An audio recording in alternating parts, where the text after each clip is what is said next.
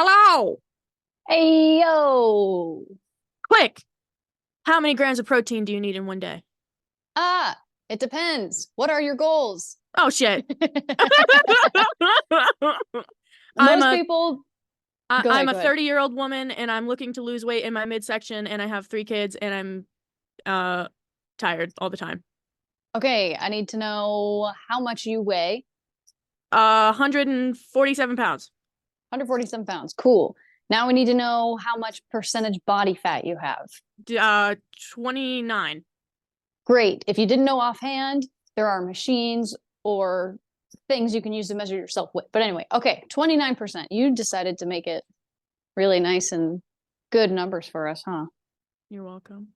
Okay, wait, what did you say? 140 something? 147, body mass 147. of 29. And your body fat percentage is 29%. So what we're doing is we're taking 29% times 147 to figure out how many pounds of body fat you have.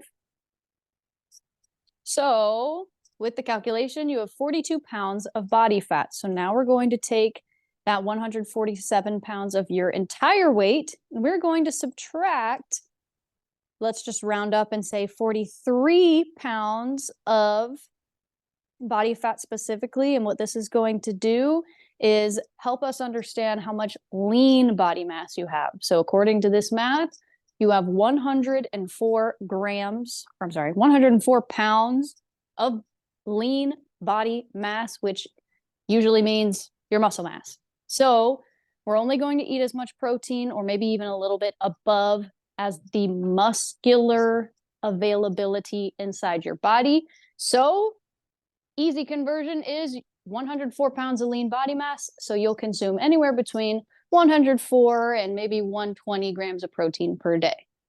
Wow. That's incredible. I'm out of breath. I need to sit down.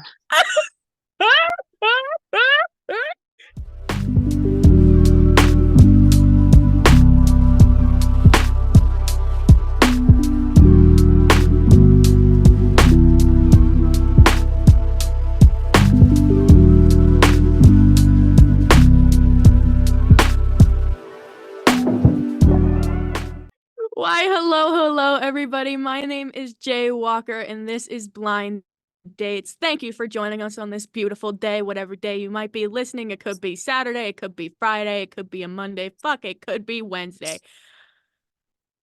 I am here with my beautiful guest and my biological companion, Samantha Walker, SamiLeigh.Fit, the online personal trainer of the decade. Ma'am, please introduce yourself and tell us who you are. Hello. Quite an introduction. Well, not sure how to pass that up, but my name is Samantha. I'm on Instagram as SamiLeigh.Fit. And I am a personal trainer. I launched my personal training business online in 2022. And really, there's the long version of the story, but the short version is I have a background in social work, and then I was working in human resources for a bit. And then Jordan went blind. Woohoo! Thanks, Jay. You're So welcome. essentially, utilizing her as a catalyst, I began to rethink my entire existence and just realized, life is too short to be sitting here at a job that I don't want to show up to every day. And I need to be doing something more for people who need help. So I quit, which my dad was super excited about. Well, That our was dad. such a fun conversation. Quit with no plan, which is so unlike me anyway. But we quit, and I eventually found my way to a nonprofit that provides fitness-based communities for people with disabilities and veterans and first responders. It's called Block Life. It is exceptional. So I'm coaching adaptive fitness classes for people with disabilities at the moment, along with running my online personal training business and trying to stay sane. Aren't we all? Yeah, can't relate. Right. Wow. A lot of information. Where to begin? I guess we should start with, so what is it like, I guess, just being in the shadow of me all the time? and just having me as a sister? And how did that influence your decisions to, move with your career? Oh, this is such a loaded question. Um, well, I mean, to be honest with you, Jay, I mean, having your experience happen to our family really opened my eyes to not just like the world of disability, but also just in general, like how unfair a lot of shit is. So, um, with that, I mean, once you, because all growing up your entire life, you were always very kind and compassionate. And I always remember like coming home from the store, you would always have brought me a chocolate bar or something instead of getting something for yourself. Like that's just the kind of person you were. And so for Damn, what a something, loser. right, like playing by the book. Um, but for something like this to have happened to you was just like, holy shit. Like you see it in the movies, but you never really can comprehend the weight of this kind of a situation until it happens to you and your family. So when it happened, I mean, let's just be honest, I was an emotional wreck. But um 5 years later, we've kind of gotten over it a little bit. And it's really kind of been a journey of like really the biggest thing was I was in a relationship at the time that wasn't good for me. And you made me realize what's truly important in life when this had happened to you. And I mean, you were in on the conversation, but we both were like, nope, let's make ourselves a priority and make sure that the people in our lives reflect that. And, we kind of we went on a journey of learning what is people's like ability to be there for you and be a friend to you or be somebody in your life, and what is something that you don't want in your life. And a lot of the support and comfort and kindness that came from a lot of really good people was really kind of evident of how this sort of event can change people's lives and bring people together. And, we still, I mean, they're friends and family that we hadn't even spoken to in what, like 10 years. Dude, And then they years. find out this happened and they're like, what the heck? What Just happened to Jay? rolling up, Yeah, they're hanging like, out with me in my hospital room for 3 days. yep. People hanging out, watching you navigate, bleeding out your eyes and things, making You jokes know. about Costco. So like how, as being the sibling of someone with a disability, how has that kind of how have you navigated the challenges of being able to identify when is a good time to step in and be a support system and when is a good time to kind of step back and allow me, per se, me, to like do my own thing? Do you know what? Honestly, I still struggle with this. I think the best thing that I would advise for other people in this situation is to just have an open and honest conversation with your sibling or whoever it is. Like with you, it's very easy because you're pretty much an open book, and you're like, just effing leave me alone. And I'm like, all right, got it. She's got it covered. But there are some times where it's easier to just do the thing for you, but at the end of the day, like it's not helping you to just do things for you. So kind of balancing like the helicoptering versus allowing you to be independent and finding the fine line. I don't think there is ever a perfect spot. I think it's different for every individual with a disability. But I think the best thing to do is just have a conversation about it.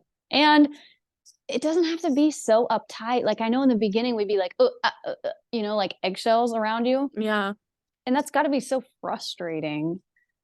Like it doesn't need to be that dramatic. It can just be like, oh hey, like let's be real for a second. Like, do I really need to hand this Sprite to you? Or is it benefiting you to come do this yourself? You know what I mean?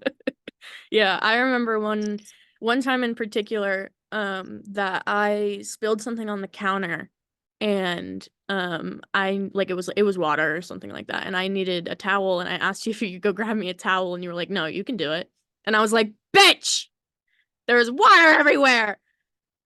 And I remember being so frustrated and just being like, just being so frustrated with you. And but like now today, I understand why, but it's like at the time it's so frustrating. And then like I can imagine like as a sibling, it's hard to see like, oh, they're so frustrated. I want to help, but I shouldn't.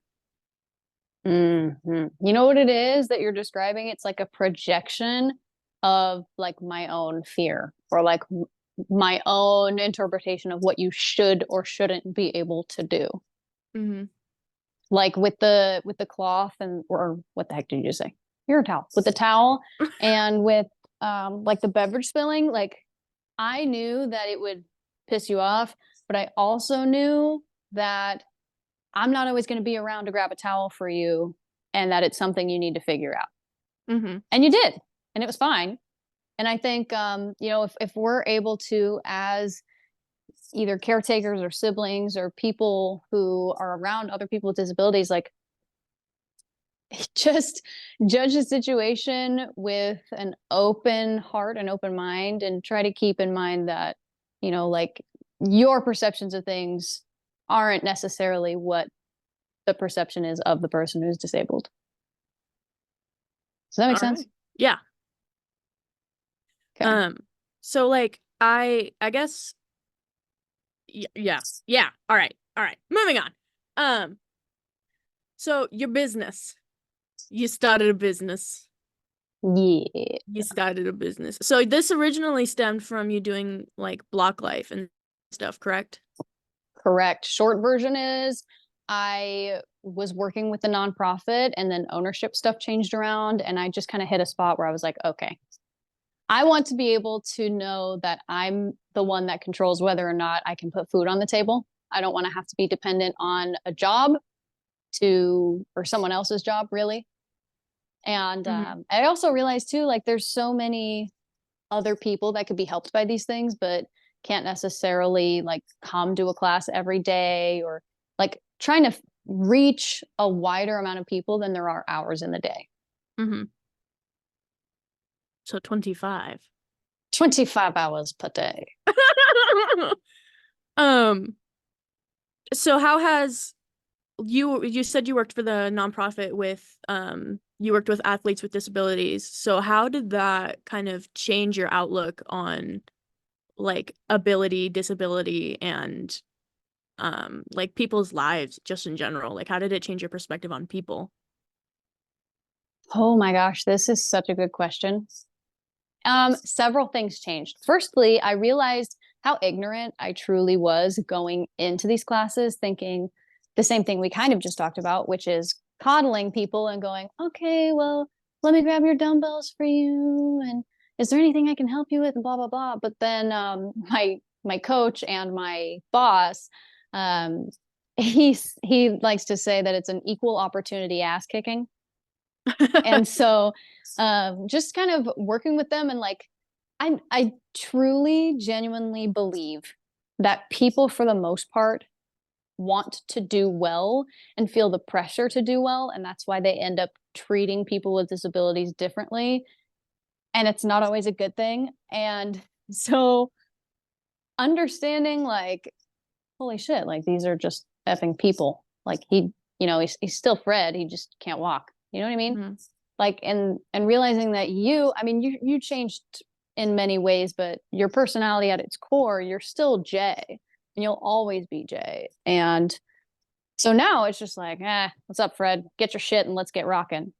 But but you realize like treating them differently because of their disability, even though you're trying to do it in a nice way, is still not quite meeting where you should be at, if Mm-hmm. that makes sense. So, It's instead of helpful, it becomes condescension. yeah, absolutely. It's condescending and it's also especially in social work, we talk about empowerment and making sure people have oh man, what's the word I'm looking for? The bodily autonomy to make their own decisions. And so to step in and basically trample all over that is just taking away the autonomy that they have left. Mm-hmm. But going back to your original question, like how has my view of people changed? It's been that sort of piece, and just kind of really learning how to navigate, like the first time someone falls out of a chair and the first time somebody pees in class. Like, it happens. It's just part of life, and you get really desensitized to it really quickly. But it's good because then you're able to really put yourself in that person's shoes. Mm-hmm. But then, as far as other ways, it definitely kind of has made me a harder coach, because now, I coach able-bodied athletes as well in my personal training business. And people will say, like, oh, I'm so tired today, or blah, blah, blah. Like, there's always some excuse to not do the thing that you need to do, right? Mm-hmm.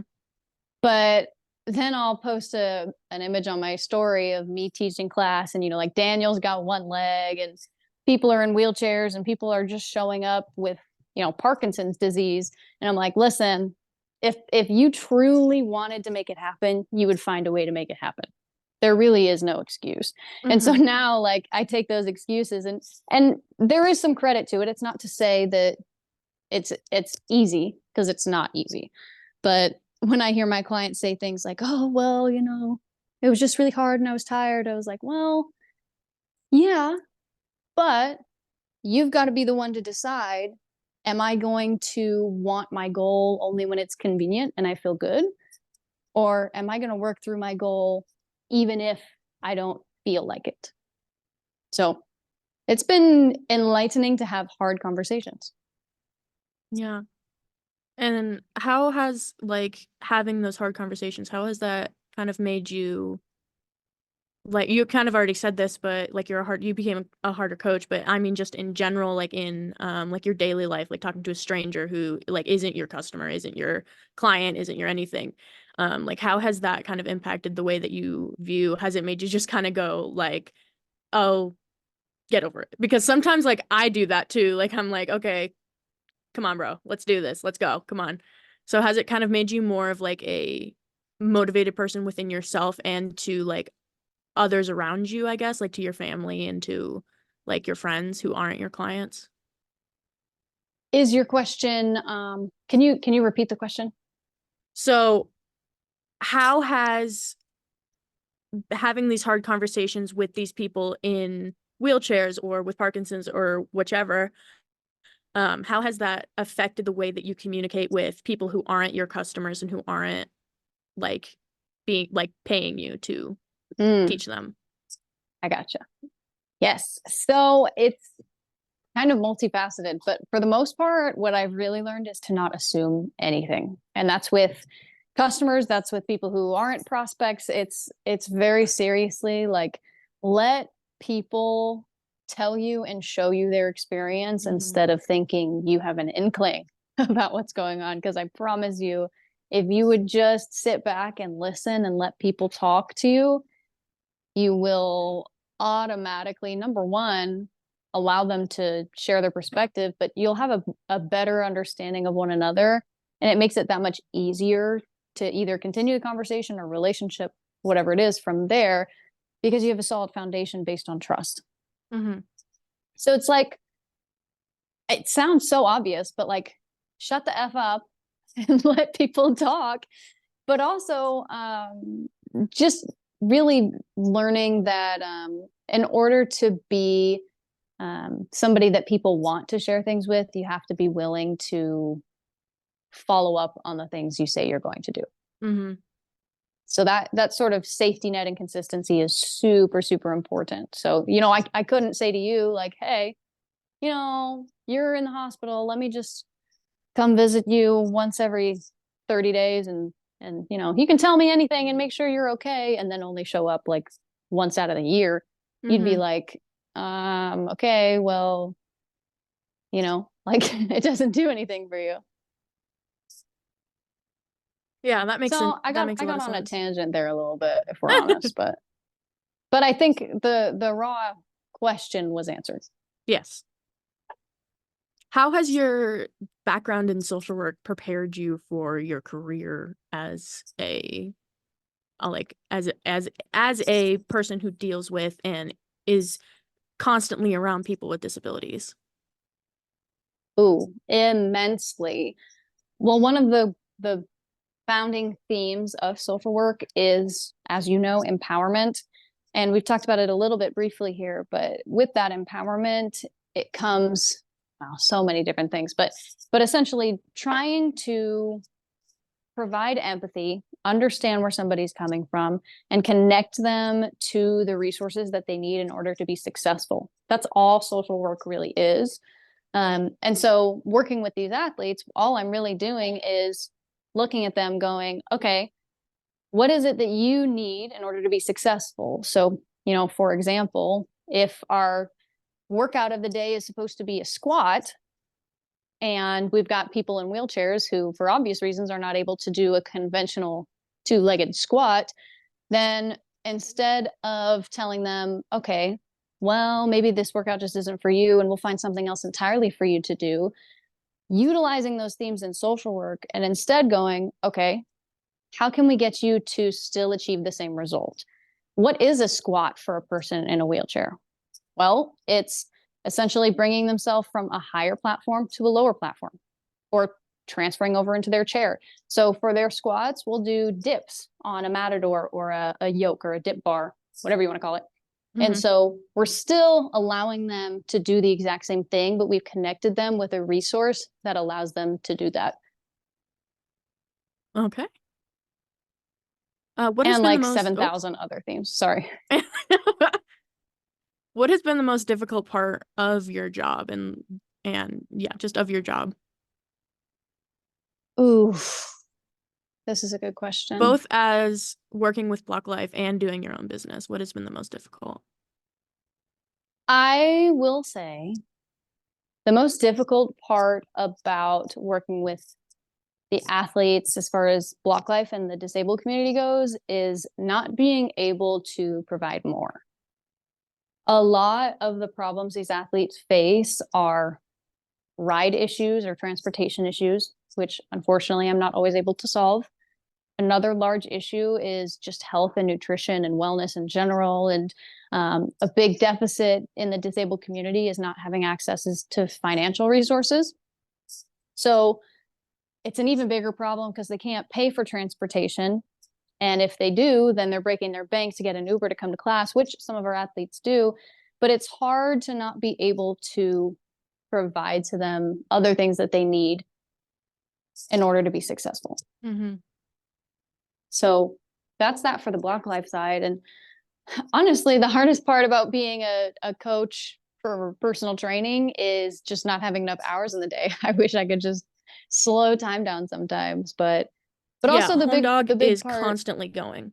dude, literally, which isn't a bad thing sometimes. But if I had to pick, like, really the hardest part about being a coach is not being able to force people to do a certain thing. And I know how that sounds off the bat, but you're familiar with, you can lead the horse to water, but you can't make them drink. There are so many people who I have conversations with who have everything together really that they need to start, but there's just that piece of motivation or desire to do it. And so I could sit there all day, and I've had clients where, I can tell you all day, here's what you need to eat, here's how to do it. I've created this entire plan for you, so you don't even have to think about it. But they still can't get themselves to the gym. And even after having, several conversations about it, what I realize is typically people just don't want it enough. It's not a big enough priority. And it's only until something happens, like people have a heart attack, and then they wake up and go, okay, now it's time for me to do something. But unfortunately, not everybody has that epiphany moment. And so it's very hard as a coach to not be able to coach certain individuals. Interesting. So recently you have been living on one foot. Yes. Yes, So I've decided to try out the disabled life for myself.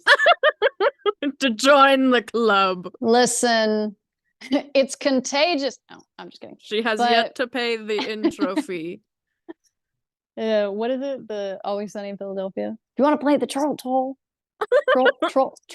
Oh my gosh, that's so hard to say. Get Danny DeVito his Oscar immediately. Okay, anyway, back to focusing. What? So you're living on one leg Oh, currently. So tell us yes. about what happened. Tell us about why, you know, or how I guess your life has changed just in the last couple of, I guess, what is it, a month or so since this happened, and like what has it kind of opened your eyes to in a way? Oh boy. So much. It's been crazy. This is actually 6 weeks. It's been 6 weeks since my surgery. And I'll clarify for anyone who's on here that doesn't know. I have an 80-year-old foot. And so at the ripe age of 25, I had a bunion removed from my right foot. Is ugly. And so I'll explain a little bit about it too. Can I explain Go for it. details? Okay. So basically what happens is my big toe bone was out of place and it's essentially bending and shifting towards my other toes. There's actually an imprint on my second toe from where my big toe was leaning over so far. Um, so what they had to do was shave off the side of my foot and rotate the metatarsal, so rotate the big toe around. Then they had to essentially go in and break the top of my foot bone and take a bone graft from my heel to seal a metal rod on the top of my foot to make sure that the bone heals properly.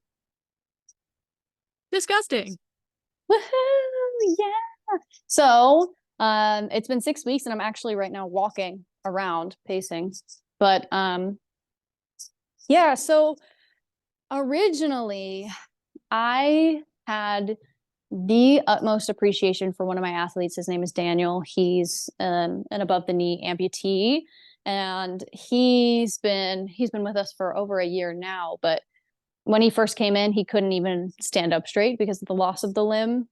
And Oh, I didn't know that he I, came in that soon. yeah, well, so it had been under a year since the incident, but he'd been essentially on bed rest for 6 months. So he was constantly in a flex position, Mm, never like extending his hips backwards. So he mm-hmm. lost that range of motion basically. Oh my Um, gosh. oh boy. But but part of that is being in like that injured state when you first are injured. I'm grateful and lucky enough to have been able to go home from the hospital. But I mean, another one of our athletes has been on bed rest for over 6 months now, and I truly cannot imagine. No. Mm-mm. I was there for 16 days and I could not do it. That sounds Well, awful. I was losing my mind out of boredom.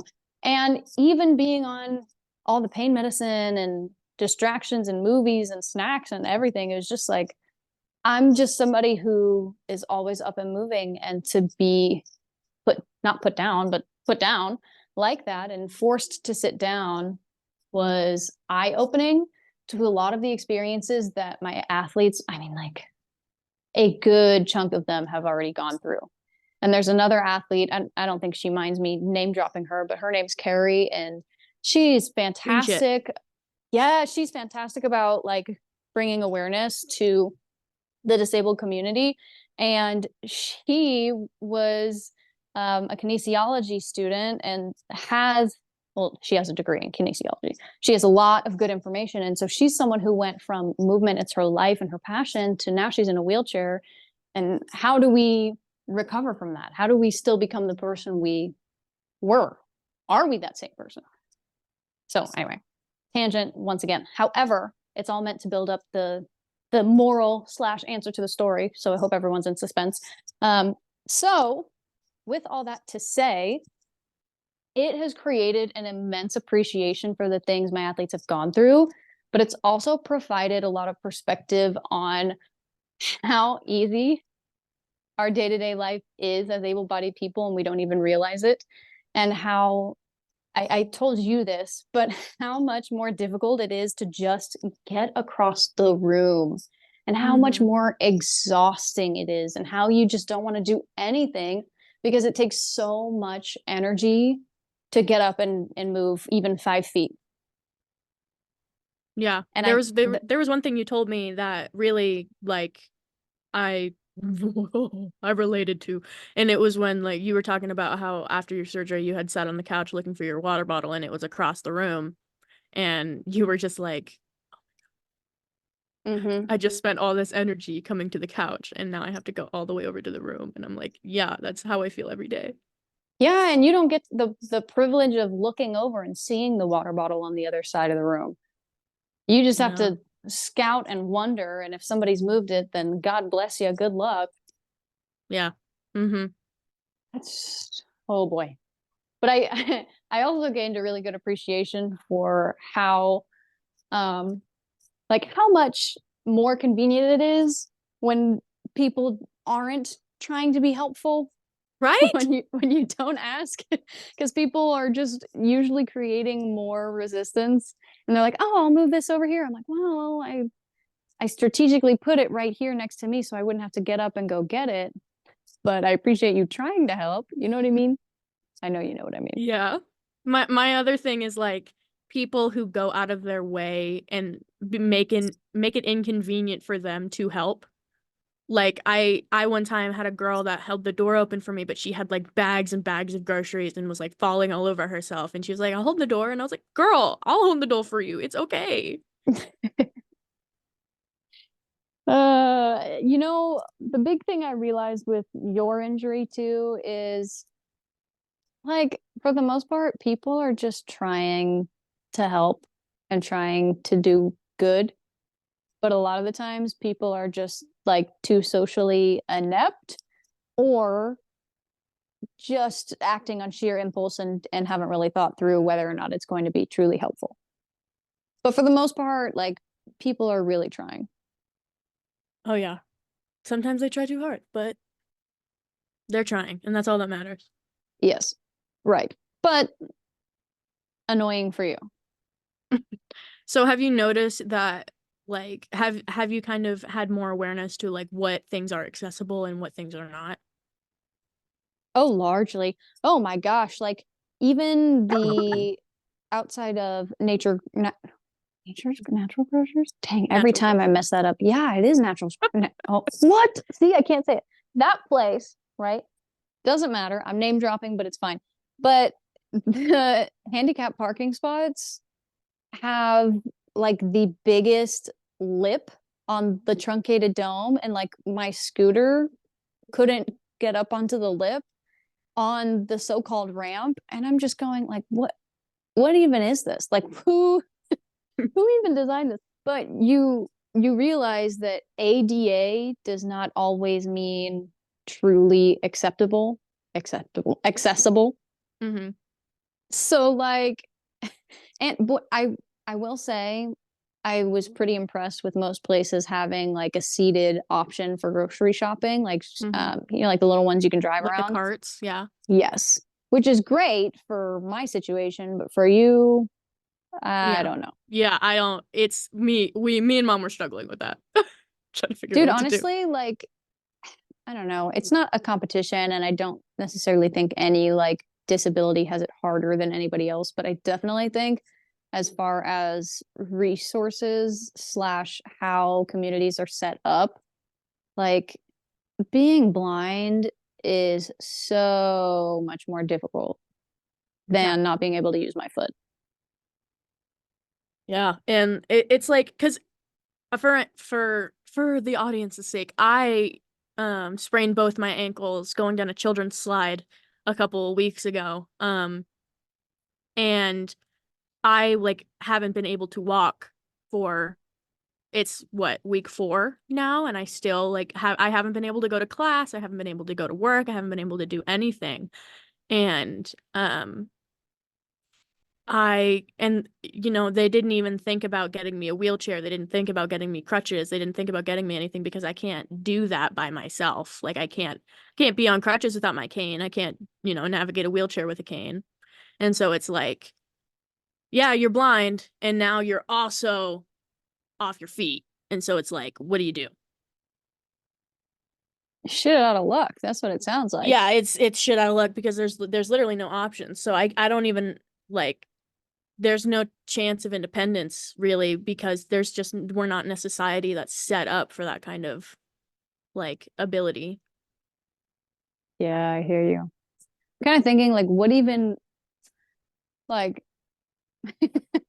I'm trying to think through what would a society look like for it to like actually be accessible, like a wheelchair that has a cane built into it, or like how like your situation. I don't know how you get up into these situations, but like you always just end up, you know, making yourself some sort of I make myself double anomaly. disabled. You really have to like make yourself like the largest nuisance to yourself possible. Naturally. Who else is gonna do it? No one's as good as you. You can't destroy me if I destroy myself. No, actually. You're like, try me. I am Alexander Hamilton in the flesh. You can't fuck with me unless I fuck with myself first. Literally. But um yeah, I don't really remember what I was about to say. But case in point is I mean, it's been eye-opening to just realize how much the world is just not made for people with any sort of disability. Mm-hmm. Yeah, and so in regards to like accommodation and stuff like that, like if there was like a magical world, like what do you think, that would look like a fully accessible world? You know, it's hard to say because like your needs are so different from like a person in a chair's needs, and Mm-hmm. that's so different from someone that's has Parkinson's. Mm-hmm. So I think everyone has the same overarching theme of the need of transportation. So I think some sort of transportation for people with disabilities is absolutely 100% needed everywhere. I'm And not I'm just sure gonna what that would say look it like. needs to be free Oh, because yeah. like I understand, a lot of people have a hesitation about giving people things for free, even though it should be human right, but whatever. But it is in my personal belief that people with disabilities are statistically more likely to be financially unwell. They are 80% less likely to actually be able to get hired or to be interviewed for a job. And along with that, like it it's one thing to choose to not have a car and to take the bus and to do that, but I don't have that choice. I have to do it. And I shouldn't have to pay $3, $5, $10 every time I want to go to Walmart, where somebody with a car can pay $60 every week and a half to get gas. I digress. No, it's facts. You're spitting facts. The problem though is like it's so hard to like actually implement these things because of like like in our perfect world, like I know what it would look like at least a little bit. But I mean, girl, you're getting me started on a can of worms here if we try to go into it. But really, I mean, really, it's just a a public priority. Like because disabled people are 1/5 of the population, which is still, by the way, a freaking lot. But because Mhm. it's not the majority of the population, the majority of places and resources are not allocated to the disabled community. So, like, once there's, like, for example, in Kansas City, there was demand from the public for a free mode of public transportation, and the streetcar was put in.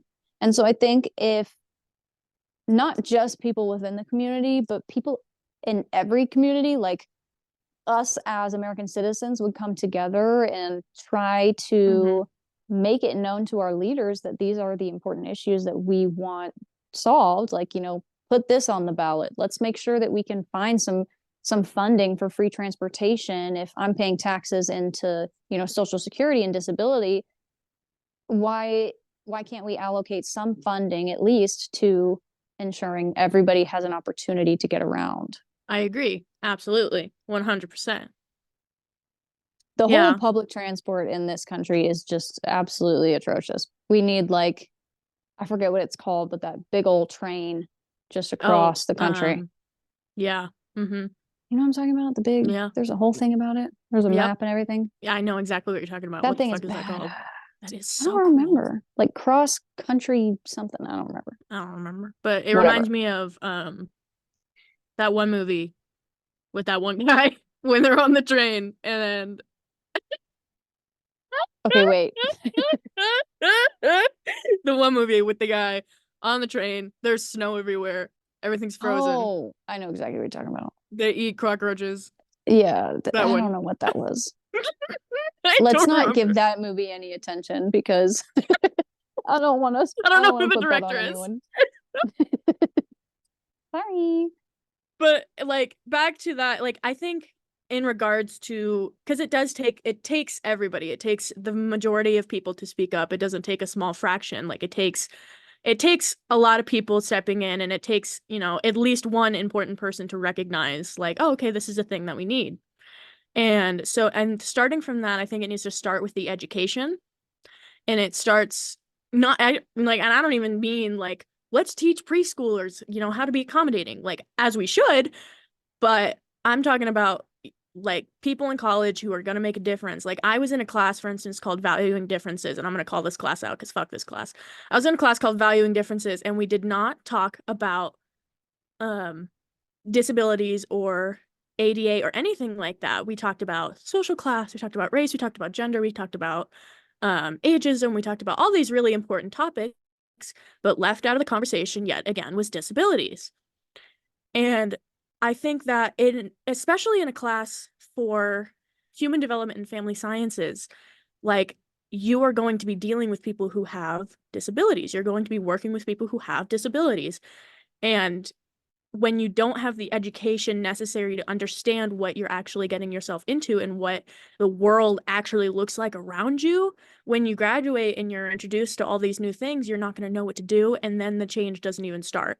So if nobody has any idea that these issues are even happening, then like there's going to be nobody to fix it. There's just going to be the same 12 people marching around with signs saying, please change this, but nobody's going to know what they're talking about because nobody's being educated on it. Hmm. Yeah, and like school and like formal education is one point, but even just I think social media is good and bad now because we're able to like Carrie, for instance, is able to post more information and share her experiences with other people so people can really understand like a day in the life of someone who's in a wheelchair. Mm-hmm. But it's also made people very not unapproachable, but like a lot more timid or socially inept or unable to really make those connections in person. Mm-hmm. And I notice one of the biggest issues with you is people see you and they stop in their tracks and they drop their jaws and they just don't even know what to say because they don't want to say the wrong thing. It's because I'm so sexy. Damn, girl. There's that. But it's also like I don't know if there's some way to expose people to people with disabilities so that like I don't not Not like a like as a scared commodity, straight, but as like as general like exposure. I understand what you're saying. right? Like the Like same way but that like people need to be exposed to like people in the LGBTQ plus community. did you hear I said I called it scared straight? Yeah. But it's like scared straight but like disabled people edition, and you're able to like meet a bunch of different people to understand their experiences, and there's no like fear of prison afterwards, but it's just like okay, now you know what I Yeah. mean, like but it has to not be just a textbook, like because it okay, breathe. It is one thing for me to have sat through my social work courses and like understood on paper and on a test how I'm supposed to deal with a client and how I can best support people. But it's not until you actually go through that situation and meet people who have those experiences, like it's not until you actually get put in the situation that you really know what to do. Mm-hmm. And I definitely think like one thing that I've noticed, especially like as a blind person, is how kids react. Like kids are, just naturally curious creatures and they don't like they're not discriminatory. They don't care who you are, what you are. They're not going to look at you and think that you're less of a person simply because of your disability or your race or whatever until they get to a certain age and they're taught that. But when they're in that sweet spot where they still really don't like know anything, like they're so curious and all they want to do is like know what's happening. And I see a lot of like, well, I don't see, but I notice that a lot of We the know. time, I notice that a lot of the time, like if I walk into a room and I'm like walking by, like parents will pull their kids like out of the way. Or like if their kid like asks a question, they'll be like, shh, like don't talk about that. So like I think it comes, like you said, from like experience and like when you actually are like in that situation and you're seeing someone for the first time. And it starts like with your children and it starts like as children and being able to like one of, for instance, one of my favorite memories from high school. So my special ed teacher used to bring in her son who was like 4 or 5 like in the mornings because he didn't have to go to school yet. And she used to bring him in and one day he just kind of like looked at me and was like, "Why do you use that?" And I was like, "Oh, I can't see." And I like explained it to him and he was like, "Well, like how does that, how does that help you walk?" And I like put it in his hand and told him to close his eyes and he like swept the cane back and forth and I taught him how to use it. And he like he now like that kid knows what a blind person is and now he knows like what they use the cane for and he knows like that experience and so he's going to grow up like being like, oh, okay, that's not something I should be afraid of. It is just a way of life. Mm-hmm. So how do we scale that? How can we get that out to literally everybody? Like without it being like a petting zoo type situation. Yeah, I don't know, it's hard. It really just comes with like first people just need to go outside because like you Yes. said 1/5 of the population is disabled, so 1 in 5 people you meet is going to have a disability at some point. So even if it's you're eventually going to find somebody with a disability and that doesn't mean you latch onto them and you're like, ah, I gotcha. But it's like you find them and you're like, okay, let me you know observe, let me treat them like a normal human being, let me see them in their natural way and see how this works, like just as you would anybody else. Rocky, I got one in the wild. That'd be crazy. Yeah. Yeah, we need to have a conversation about this not recorded too, because I'm talking to you, listener. I don't want anyone stealing our genius millionaire ideas. So we need to have a conversation about how we can implement that. Yeah. We need what are they called? The people that fund things. I Donors. don't I was gonna say We hedge fund need manager. we need a hedge fund manager who's willing to donate for our project. So anyone out there who knows, anybody in the high tax bracket, let us know. Please help us. No, but for real. Um, yeah, I don't know what the solution is for that. I really don't. But I know that what you're doing is a great step. And I think if you were to be able to travel and speak like TED Talks or something and just share your story and share your experience, then at least some people would be able to hear that basically what we've just talked about. Yeah, I agree. And I mean, like, I've always wanted to. Let me be a public speaker, please. Do you hear that, Ted? We're coming for you. Come here, Ted. I will teach TEDx. Ted, I will teach you all the things. Yeah, we're gonna talk your face off, Ted. I've Yeah. always wondered, like, I've always tried to like think about what my TED talk would actually be about. And I'm like, because it's one thing to just like, creep everybody out with my eyes popping out of my face. But it's another thing to actually like give them a message. And it's like, what would my message be? Mm. And it's like, I have so many options. Well, that's the thing is you can do multiple TED Talks, Oh, presuming that yeah, there's people that have multiple TED Talks. It's just a matter of like either making it a series or like doing completely different topics, but just spending 20 minutes on each topic. It's like, what's the first thing that comes to mind about like gun to your head, you have to share a story with someone that's going to change their life, what are you going to say? I mean, uh, I Uh-oh. don't know. I'd tell them I obviously tell them the story of like how I went blind, but like I think my thing would probably be gratefulness and learning to be grateful for the things that you have because Hmm. that Tell us is more. like it's such an important lesson because like I don't know. It's a complicated issue as well because it can get toxic really quickly where people just tell you like, "Oh, be grateful for what you have. It could be so much worse, blah blah blah blah blah." But in the same boat, like you need to find a way to be grateful for what you have without like while being able to mourn the things that you lost. You know what I mean? So Hmm. there needs to be a balance and like there's and there like another thing to understand is like gratefulness is something that kind of comes and goes. Like you don't feel grateful every single day. Like I don't feel grateful for being alive every single day. Sometimes I just want to fucking like punch everybody in the face and light my house on fire, but I don't. And uh so it's like you got to find the balance and find the way to like learn what gratefulness actually means and it's not like constantly being happy, it's not constantly being like ready to go and like all this shit. It's being able to identify the things that are wrong with you and learn from them. So that's what I think gratefulness is.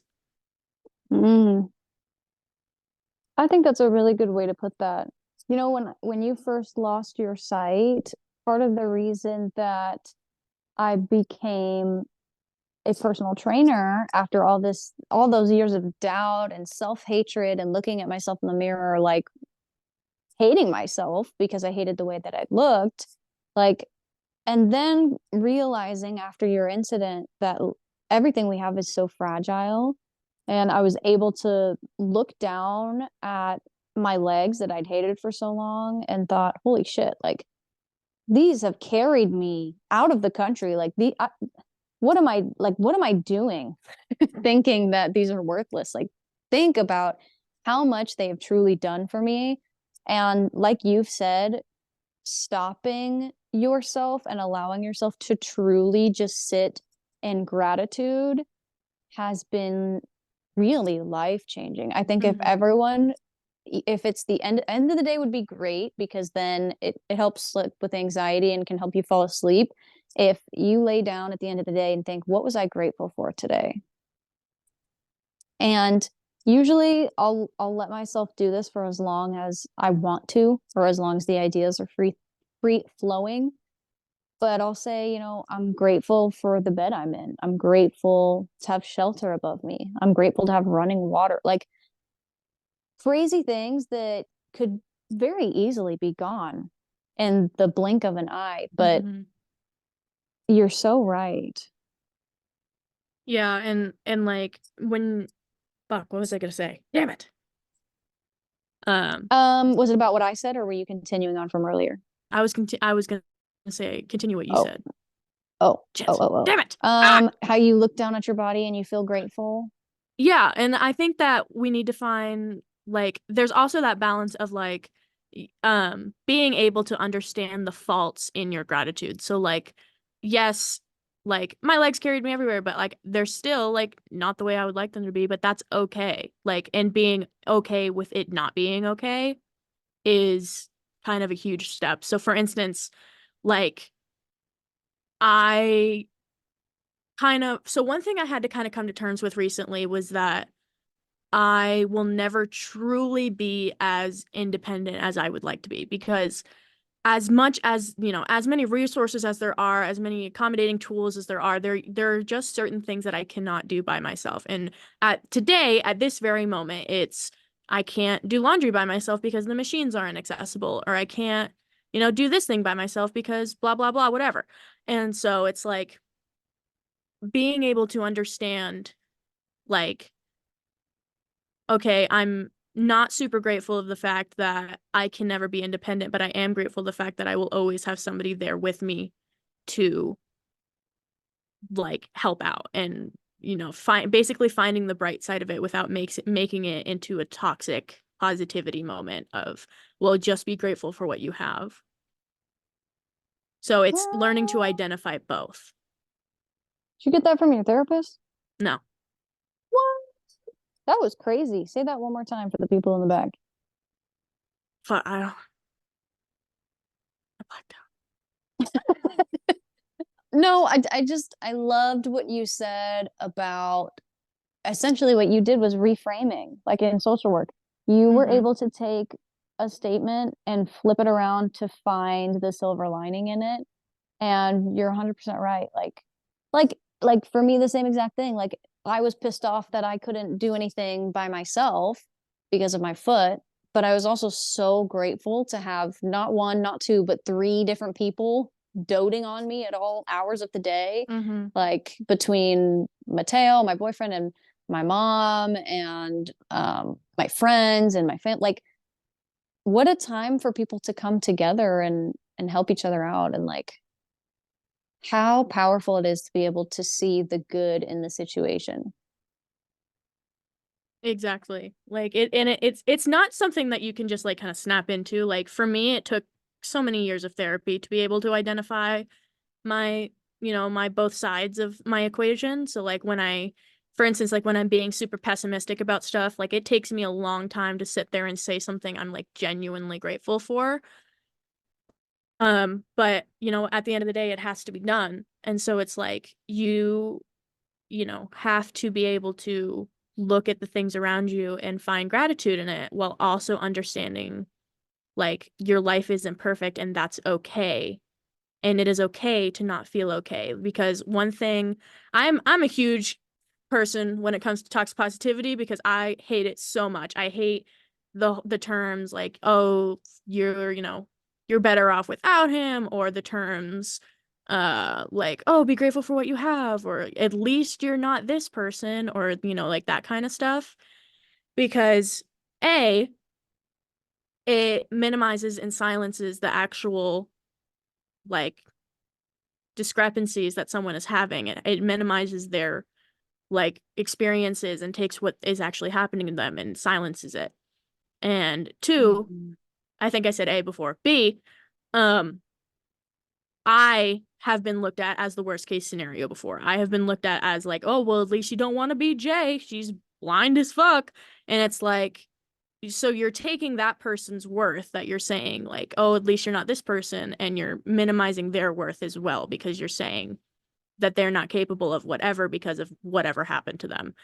And now I'm just on a tangent, but what I'm trying to say is that you need to find the balance. And toxic positivity is something that people stumble into a lot. And it is more, you know, it is more damaging than it is helpful. Mm.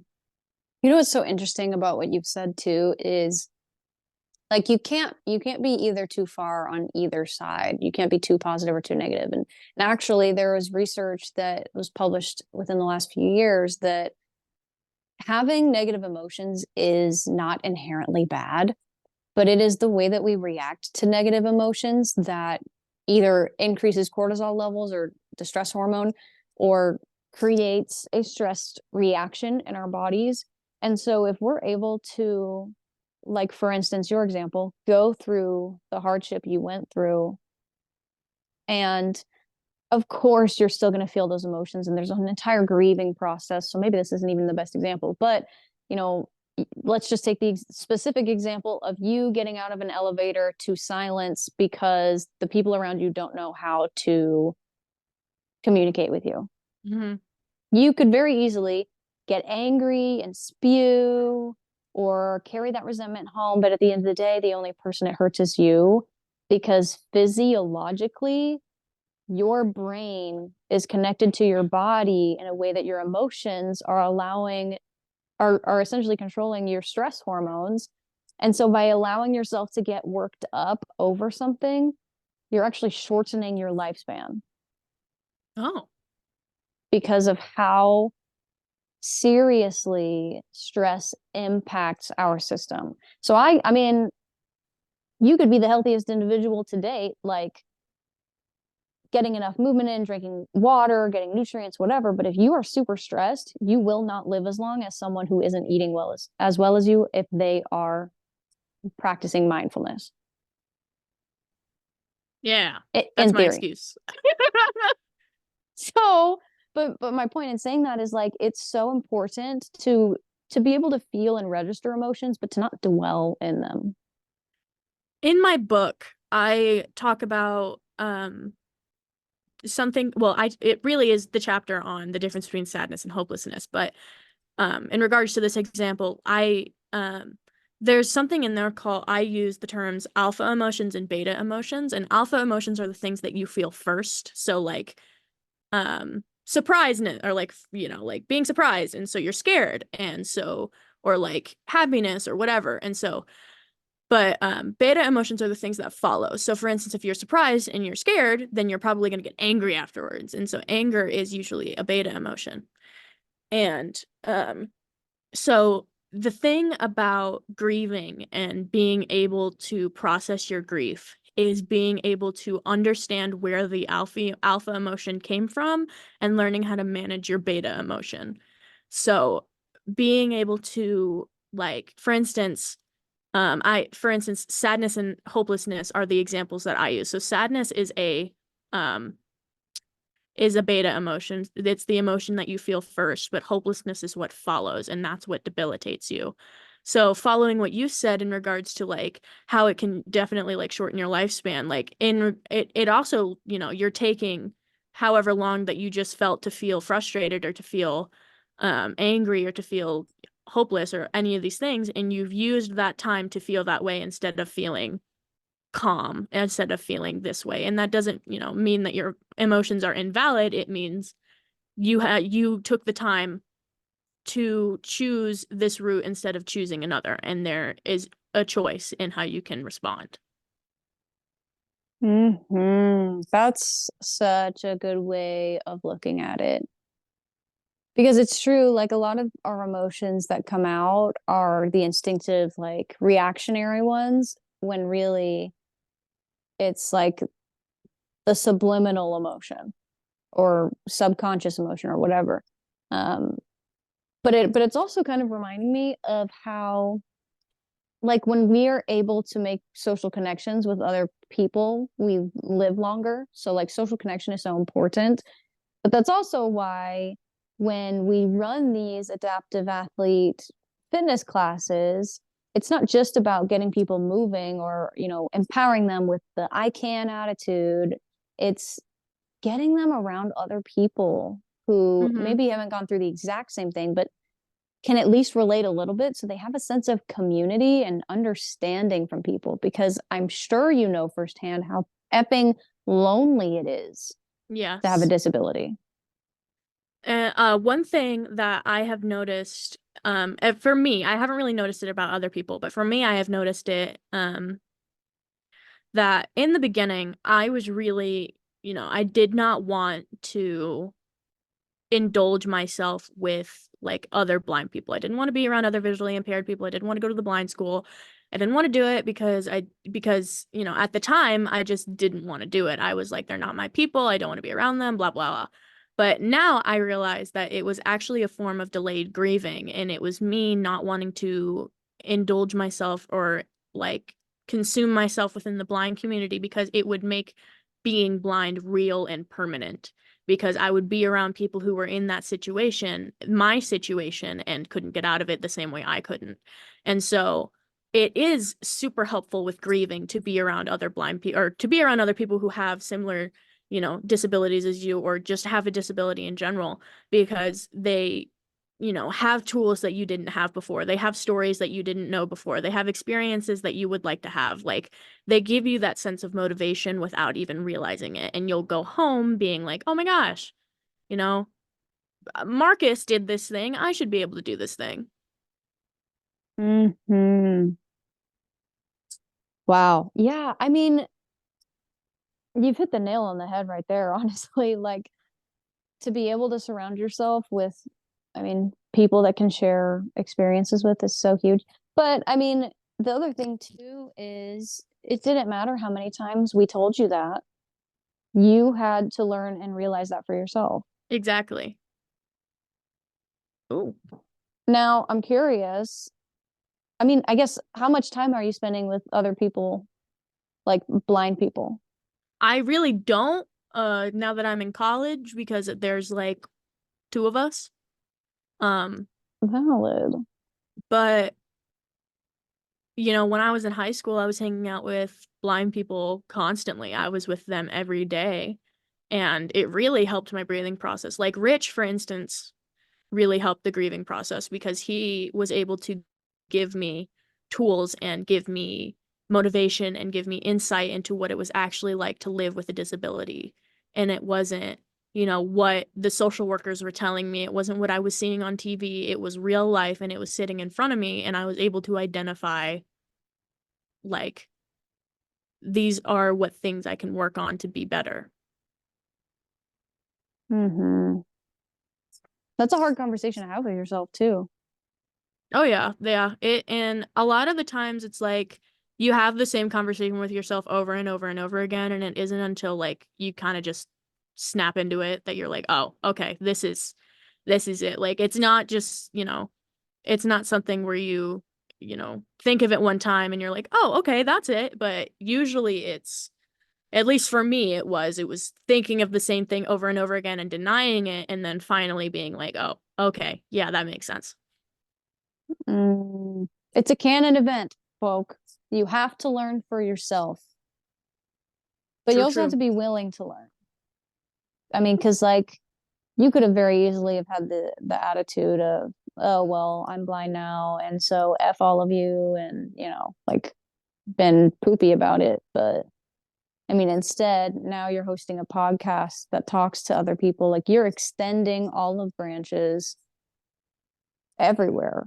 And I Mm-hmm. think that that's a testament to your personality and why you will always be successful no matter what.